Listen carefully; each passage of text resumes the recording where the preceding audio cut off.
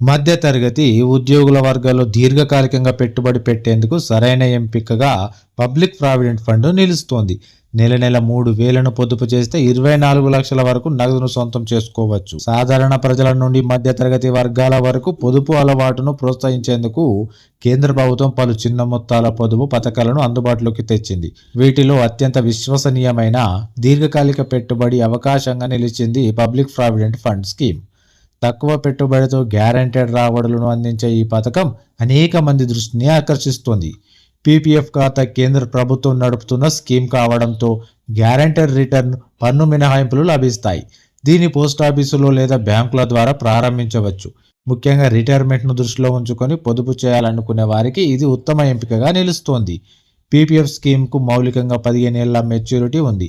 అయితే దీన్ని 5 ఏళ్ల చొప్పున మరో 2 సార్లు పొడిగించుకునే అవకాశం ఉంటుంది. అంటే గరిష్టంగా 25 ఏళ్ల వరకు ఖాతాను కొనసాగించవచ్చు.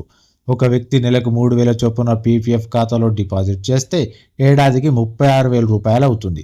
ఇలా 15 ఏళ్ల పాటు పెట్టుబడి కొనసాగిస్తే మొత్తం పెట్టుబడి 5,40,000 అవుతుంది.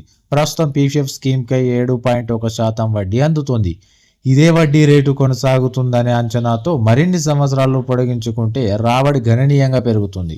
మొత్తం పెట్టుబడి 9 లక్షలు, మొత్తం వడ్డీ 14,77,924 రూపాయలు. మొత్తం పొందే మొత్తము 23,77,924, సుమారు 24 లక్షలు అనుకోండి. ఈ స్కీమ్లో పెట్టుబడిపై ఐటీ చట్టం సెక్షన్ 80C కింద పన్ను మినహాయింపు కూడా లభిస్తుంది. అంతేకాకుండా వడ్డీపై కూడా పన్ను మినహాయింపు ఉంటుంది. పీపీఎఫ్ ఒక రిస్క్ లేని గ్యారెంటెడ్ రిటర్న్ ఇచ్చే పొదుపు పథకం. ముఖ్యంగా నెలకు కొద్దిపాటి మొత్తంలో దీర్ఘకాలికంగా పెట్టాలనుకునే వారు, రిటైర్మెంట్ కోసం ప్లాన్ చేసేవారు దీన్ని అద్భుతంగా ఉపయోగించుకోవచ్చు.